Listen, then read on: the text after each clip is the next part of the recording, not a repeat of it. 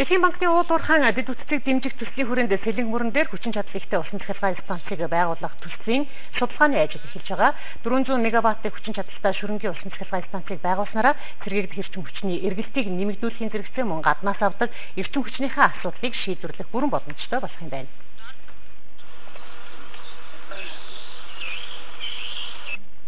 Сэлэнг мөрөн дээр 400 мегаваттын хүчин чадалтай шөрөнгийн цахилгаан станц байгуулах төслийн судалгааны ажлыг 1974-өөс 75 онд хуульчнаар Зөвлөлт холбоот улсын Гидропроект институт эхлүүлж байжээ.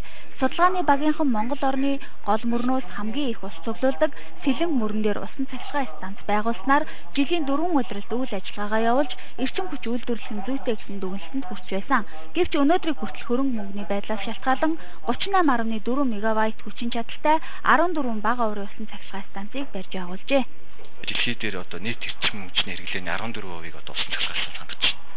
За мөн манайхтай адил ижил сэрүүн нөхцөлтэй Канада орн жишээ нь ихэнх эрчим хүчээс усан цахилгаан станц хангаж байна. Тэгэхээр бидний зүгээс барьж байгаа бодлого гэх юм бол яг ижил төстэй сэрүүн орны нөхцөл буюу Канадын туршлагыг Монголд нэвтрүүлье. Санхүүжилтийн хувьд бол Кувейтийн сангаас цаашдаа барих санхүүжилтийн бүхэн болохоор яригдж байна.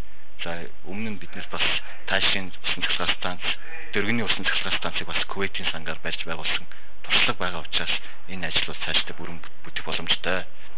Нийгэм хөгжиж эдийн засгийн өсөлт нэмэгдэнхээрээр түүнийг дагаад эрчим хүчний хэрэглээ өсөж байна. Эрчим хүчний системд оргил ачааллыг тохируулах, уулуурхаан томоохон төслүүдийг байнгын эрчим хүчээр хангахад шөрөнгийн усан цахилгаан станц чухал үүрэг гүйцэтгэнэ гэж мэрэгчлэнүүд үзэж байна.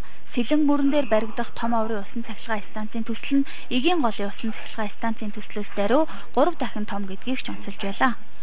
Тэгэхээр энэ өсөлтийн хэрэгцээ бол зөвхөн хэрэгцээгээр хязгаарлагдахгүй мөн гормын тохируулга гэж одоо асуудал байдаг. Ийм учраас бол зөвхөн одоо дулааны одоогийн байдлаар дан дулааны станц барих санаар энэ хэрэглээг дангаар нь хангах хүндрэлтэй. Нэгдүгээр, хоёрдугаар Оросын холбооны улсаас авж байгаа одоо цахилгаан эрчим хүчний шугамын дамжуулагчид бас хязгаарлагдмал. Ийм учраас энэ тохируулах чадлыг одоо хангахын тулд заавал одоо том чадлын усан цахилгаан станц барьж энэ хүндрэлээс гарах юм. Basically the dam усан цахилгаан станцыг барихад техник технологийн болон байгаль орчны нөхцөл байдалд ямар нэгэн асуудал саад учруулах зүйл байхгүй байна. Сэлэнг мөрөн дээр байгуулж байгаа шөрөнгийн усан цахилгаан станцыг байгуулснараа Оросоос хараат байдаг цахилгааны хэрэглээг хараат бус болгож байгаагаараа ач холбогдолтой өндөр төсөл болж байна. Дэлхийн дулаар уур амьсгалын өөрчлөлтийн үед түүнийг зөөлрүүлэх, дасан зохицоход боломж олгодог томоохон төсөл нь дэлхийн нийтээр түгээмэл ашигладаг усан цахилгаан станц юм а. Шөрөнгийн усан цахилгаан станцыг ашиглалтанд оруулснаар нэг жилд 7,000 тонн хүлэмжийн хийг бууруулж 300,000 тонн нүүрс хэмнэх боломжтой болно.